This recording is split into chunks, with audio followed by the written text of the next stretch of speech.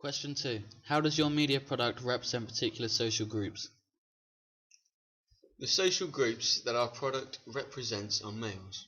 We researched our favourite films to find out who were the main characters. Films such as The Dark Knight, Seven and Snakes on a Plane have their lead detective as a male character. These characters take control of everything and are portrayed as the dominant character. To show that the detective was the main character, we only showed clips of him and no one else. He is the only character that the audience is aware of. We portrayed him as dominant, pensive and dark. To do this, we used mise-en-scène. He wore a suit to portray him as professional, intelligent character that is serious about his job. We gave him serious facial expressions to show he is mysterious. We don't know much about him, so we want to get into his mind, but it doesn't give the audience the opportunity into the montage of clips. We gave him twisted thoughts to show his true mind, as a sneak peek to show his true colours. We realise that he's not all he seems and has a weird obsession over death. This obsession makes him a better detective because he uses this as a way to link with the criminals. Question 3. What kind of media institution might distribute your product and why? We chose an independent film company to distribute our product because they're a smaller budget than the Hollywood films, distribution companies anyway, but we chose them because they are specialised normally in this genre of film, whereas you look at Hollywood films, they're always family orientated or they apply to a wide market, whereas this is a very sort of narrow market in the sense that it's designed for sort of one audience only, and doesn't apply to many others. So that was our main reason for going independent. Our distribution method is going to be across many different medias. We are going to buy an advertisement space on the internet as well as using advertisement on public transport such as buses.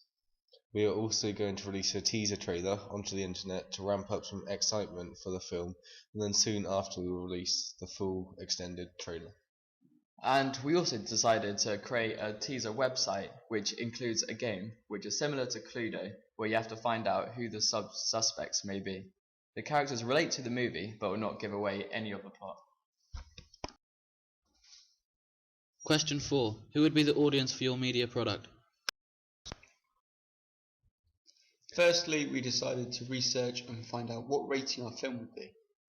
We looked on the BBFC classification page and decided that our rating will be a 15. We chose this due to our film containing strong language and violence. Working as a detective or an agent is more of a fantasy job. This is why people are interested in crime thrillers. As police work is stereotypically a man's job, males would be more interested to watch our film. Men who enjoy being on the edge of their seats and men who enjoy an adrenaline rush. As crime thrillers include a lot of mental thinking and serious topics, the target audience will need to be mature. Females will also be targeted as a romance is usually involved in crime thrillers. For example, a damsel in distress has to be saved by the man they love. Men are shown to be manly, brave and strong to attract females. Young adults will be more interested in thrillers as they find the plots interesting and enjoy the mystery. Question 5. How did you attract your audience? To attract them, we have made our film in black and white and lowered the darkness. This is to create a tense and dull atmosphere, making the audience feel uncomfortable, as black and white is unnatural. Lowering the darkness also makes the audience pay more attention as it's harder for them to see. They have to focus more to make sure they don't miss anything important. Mise-en-scène is anything you can see on the screen. Elements include costume, facial expressions, props, lighting and positioning. As our target audience will be attracted to tension and action, we have included mise-en-scène such as blood, a chalk outline, sniper scope, suits, bullets and serious facial expressions. Question 6. What have you learned about technologies from the process of constructing this product? When it came to filming, we had to use a mobile phone. This made the quality of the clips not quite as good as most shots were rather shaky. As they were shaky, we used this as an advantage to say that it was the vision of a murderer looking at what he's done. However, the actual quality of the film was in HD, so it didn't affect the actual overall performance. But before we came up with the vision idea, We really should have planned to use a tripod at first, but as it was a phone, it was hard to execute due to the shape and size of the phone. We tried to improvise by making our own tripod, but this wasn't efficient enough, therefore we had to scrap it. We had so many ideas, but we couldn't execute them, as Windows Movie Maker doesn't have the ability. Because of this, we had to get rid of some ideas, therefore couldn't stick to the main storyboard. We then had to create new clips and ideas to make up for the loss. So we had to come up with new ideas to make up for the loss, and this included clips of me, the main character, the detective, having a pensive look on my face. This shows the seriousness of the production and the situation. Because again we were using a mobile phone and it was rather shaky on footage, we also added in freeze or sort of snapshots and to enhance looking at the credits, so the whole thing wasn't shaky. So we had to add those in, not the last minute, but halfway through editing, because we realised it wasn't going to work any other way. We also thought of adding in a montage of images at fast pace, showing the thoughts of the killer and what he thinks about showing his mad side.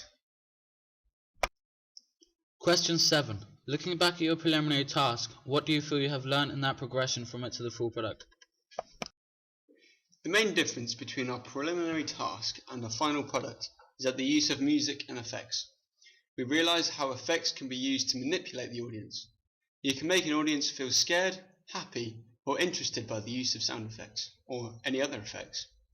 For example, making ours in black and white, it wouldn't have a great effect if it was in colour. Slowing down the clip can also help to build up the tension. I think it helped to make things more serious and more thought-provoking. It made the audience wait for something to happen. The music was also perfectly timed with the visual. For example, when the music was slow, it was complemented with a slow clip, but when the music picked up, it started to get into the story.